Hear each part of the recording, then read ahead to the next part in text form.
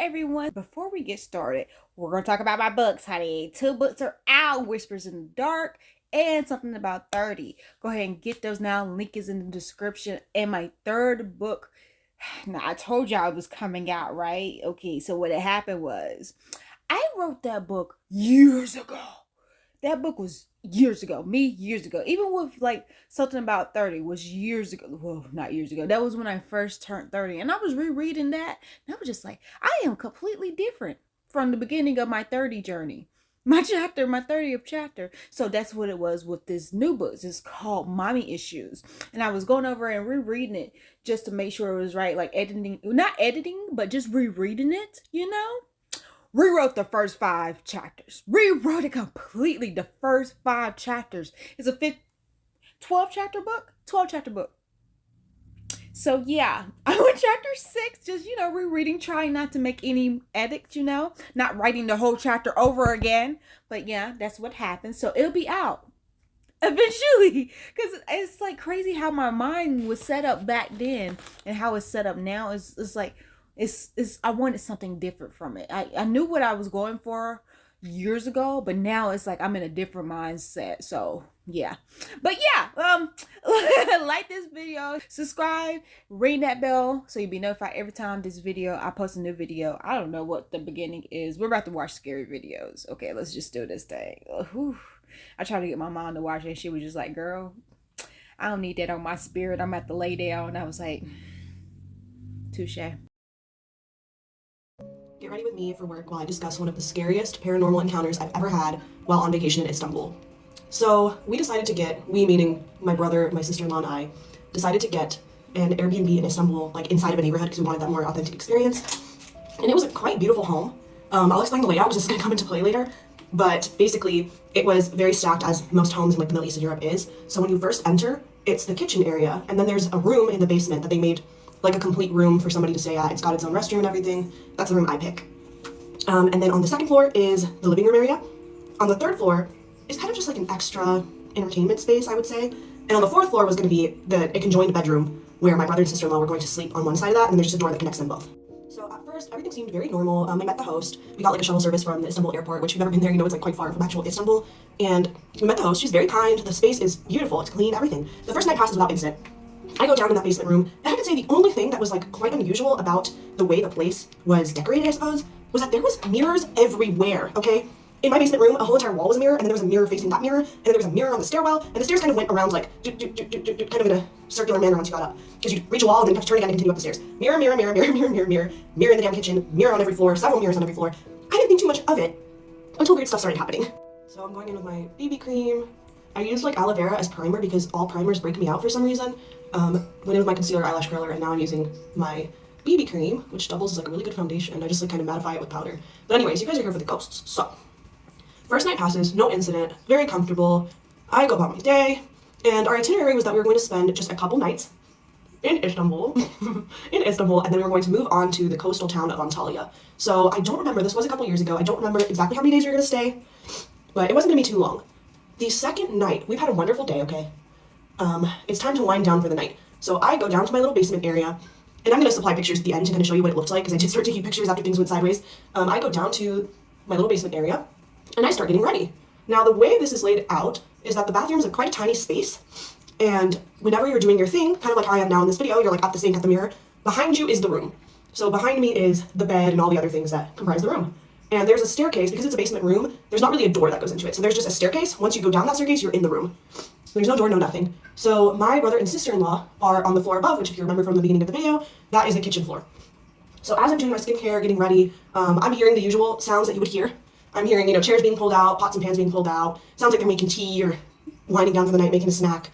I'm hearing all this, and whenever I get ready, or get unready, I suppose in this case, I love to have a YouTube video playing, so I have my YouTube video playing. I am fine. I don't sense anything is off at all. Well, I hear footsteps come down that stairwell. That leads directly into my room. Again, I'm not thinking anything of it. My brother and sister-in-law are right upstairs. Who cares?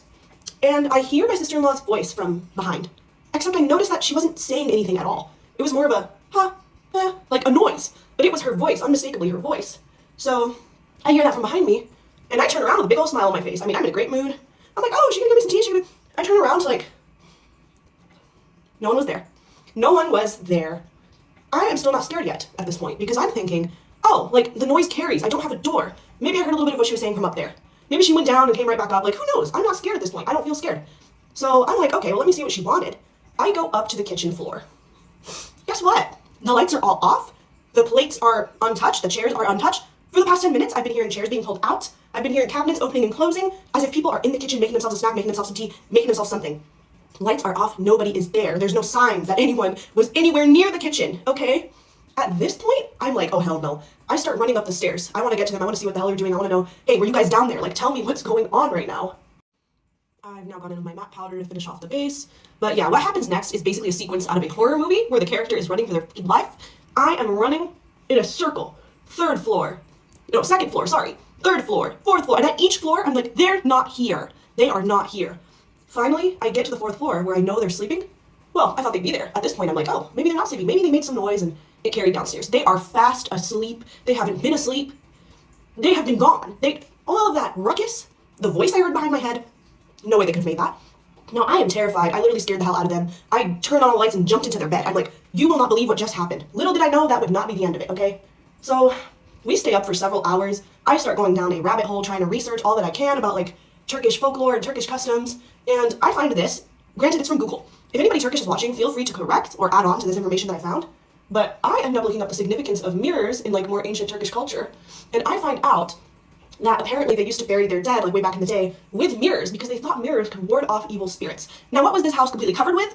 Mirrors. So we are staying awake, we're Googling, we're like hyping ourselves up. You know, my brother and sister-in-law were scared because of what I told them. They know I don't make up stuff like that, but they weren't like as scared as me because they hadn't experienced it.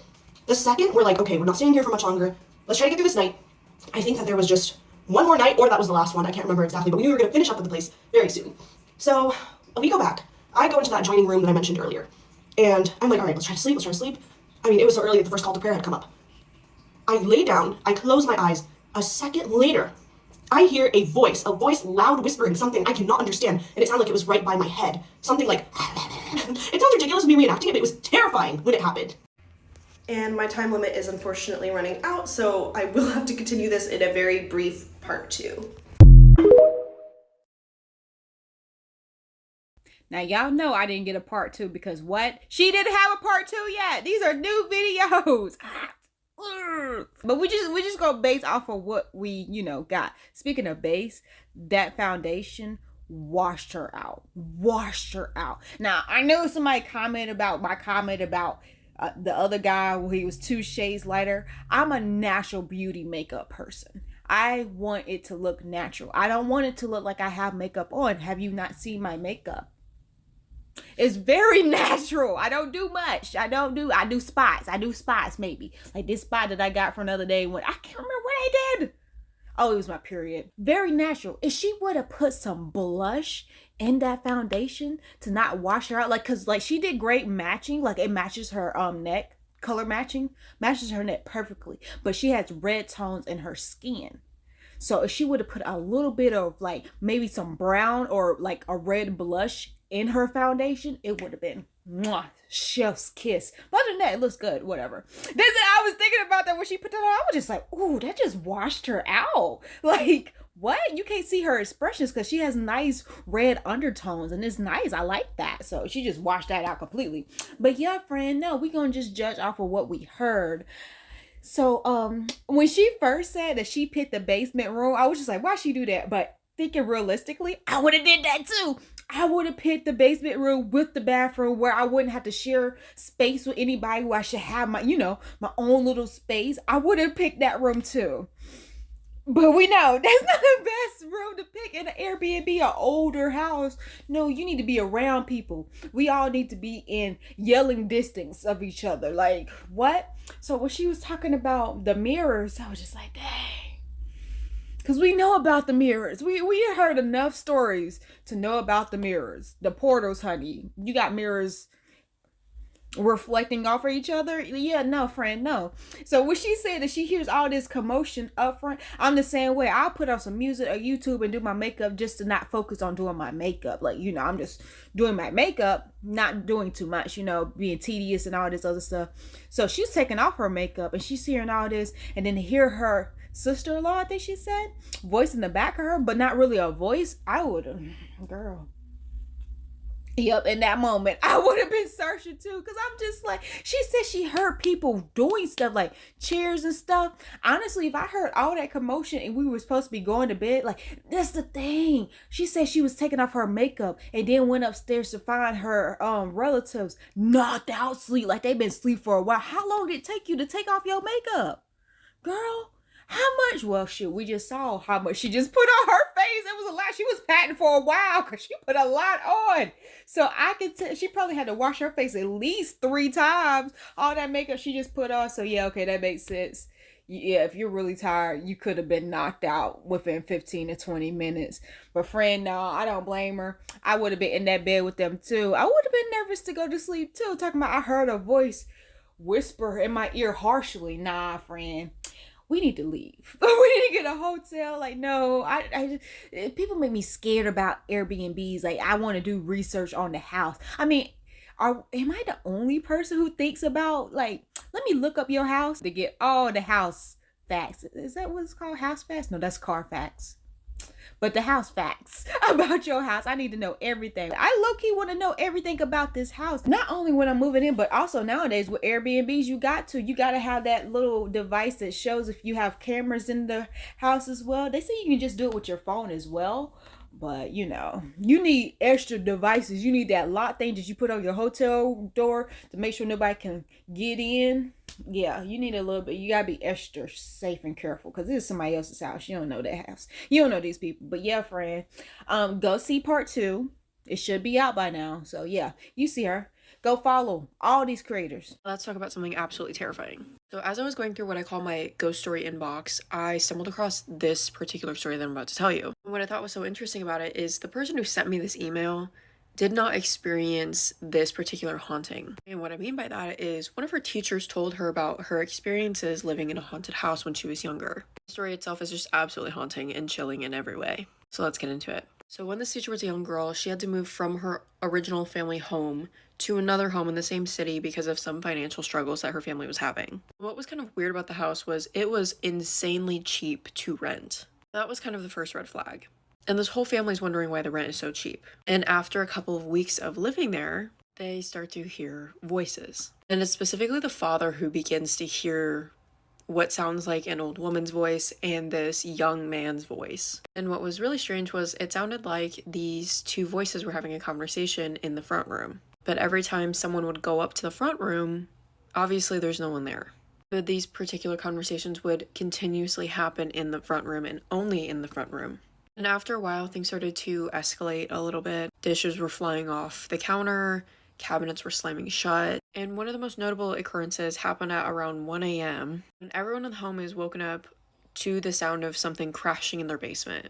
Whole family gets up, walks downstairs, nothing is there. However, they also had a storage closet that was in this basement, and the dad decides to get his key out and unlock the door to see if there's anything in there. And they had these bathroom mirrors that they planned on installing into the new bathroom, face down, not propped up, face down, that were completely shattered. And obviously this really freaked them out because the door was locked and the mirrors were literally face down. So there's no way that they could have fallen, and there's no way that someone would have been able to get in because the only key was with the dad. And this is kind of the straw that broke the camel's back, where the entire family was like, yeah, we need to figure something out so we can get out of here. And after this whole thing had happened and the ball started rolling on getting a new home, the dad was walking around the house one day and hears from the front room this argument happening between these two voices. It's something along the lines of the woman saying, like, you've gone too far, stop terrorizing this poor family, and leave them alone. And this time when the dad walks in, he sees someone standing there. And it is a boy with strawberry blonde hair standing in the corner of the front room. The moment he blinks, he is gone. And that is when the father of this family begins to see this boy with the strawberry blonde hair in this front room very frequently. And finally, they're able to find a place and kind of start packing their stuff up. As they are finishing their move, their neighbor comes up and is kind of saying goodbye and like wishing them luck on their new journey. And that's when the dad asks, who owned this house before we moved in? And this neighbor says that before the landlord who is renting this home to them owned this house, it actually belonged to an older lady who lived there with her grandson. And that is when the neighbor exposes that this boy, her grandson, had passed away very tragically in the home. When the father asks, where did it happen? The man just points to the front of their home, where the front room is, in the corner of the front room, where the dad has been seeing this boy with the strawberry blonde hair. And after they finalized moving out and settling into their new home, the father actually looked up the funeral announcement for that young man, and it was in fact the strawberry blonde young man who was standing in the living room. I was gonna give my thoughts on this story in particular, but I have been hearing like little knocking and like scratching and little noises the entire time that I've been filming this video. So I'm just going to close it out because I am scared. That's gonna do it for me. Stay tuned for more ghost stories.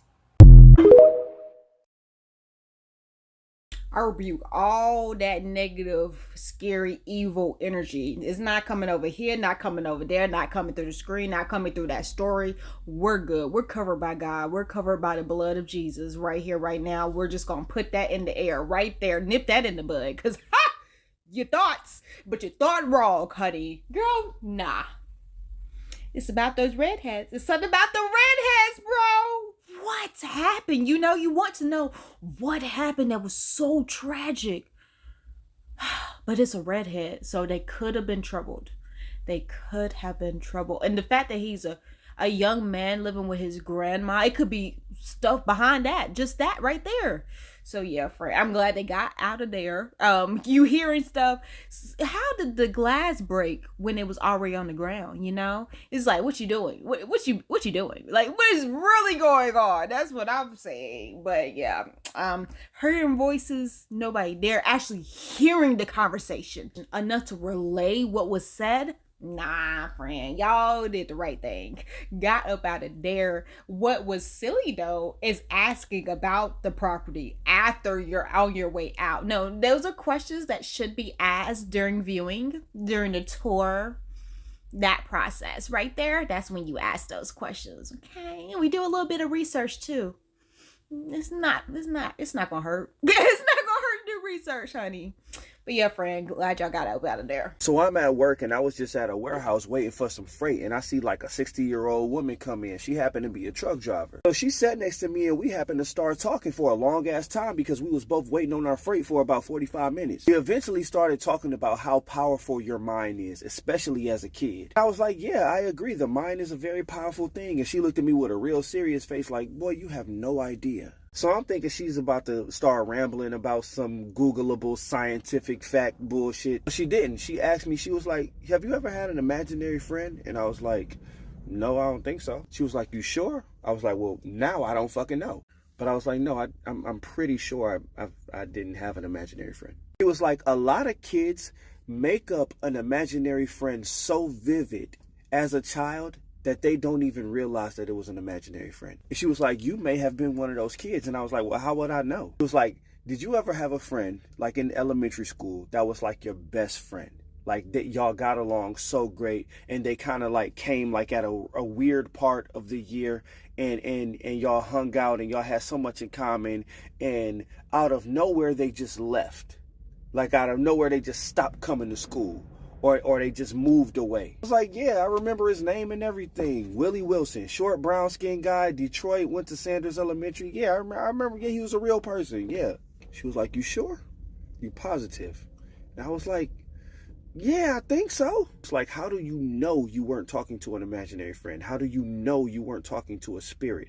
How do you know you wasn't talking to an old reincarnated soul, just hanging out for a little minute? Willie Wilson is a very old name. So just to end the conversation and entertain her, I was just like, okay, yeah, right. He probably was a spirit or imaginary or whatever. Ha ha ha. But I'm not gonna lie, I've been thinking about this shit since yesterday. And the more I think about it, this shit is freaking me out. I'm like going over everything in my head. Like, he came late in the school year. He left in the middle of summer. He always wore like the same clothes, but we was inner city kids in Detroit. So I'm thinking like, shit, we was just poor. Everybody had on the same shit every day. What the fuck?